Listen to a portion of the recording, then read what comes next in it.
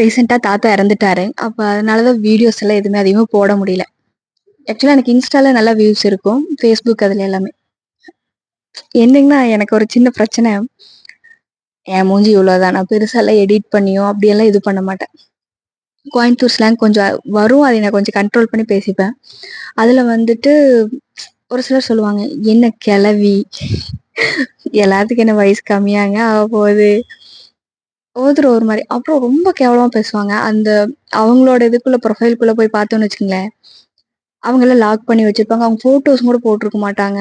ஏதோ ஒரு வீடியோ சினிமாஸ்ல இருக்கிறது, ஏதோ ஒரு காமெடியாவோ அந்த மாரி தான் போட்டிருப்பாங்க. அவங்கவங்களுக்கு புடிச்சாப்படி. பரவால்ல. ஆனா ஒருத்தர் கமெண்ட் பண்ணும்போது கொஞ்சம் பார்த்து பண்ணலாம். ஏன்னா, ஒரு ஒரு அக்கா மட்டும் என்னைய ரொம்ப பேசியிருந்தாங்க.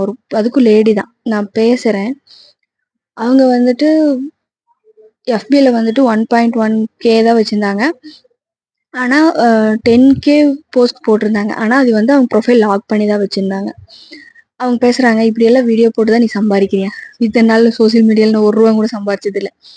அப் அ இதே நம்ம பேசுறோம்னு வச்சுக்கங்களேன், "இல்லம்மா நீ இப்படியெல்லாம் வீடியோ போட." நம்மளை பத்தியே தான் சொல்றாங்க தவிர, நான் சொன்னேன், "உங்க ப்ரொஃபைல் ஓப்பன் பண்ணி வைங்கக்கா பார்க்கலாம்." அப்படின்னா, அத பத்தியெல்லாம் பேசுறதில்ல. நம்மள பத்தி தான் குறை சொல்றேன்.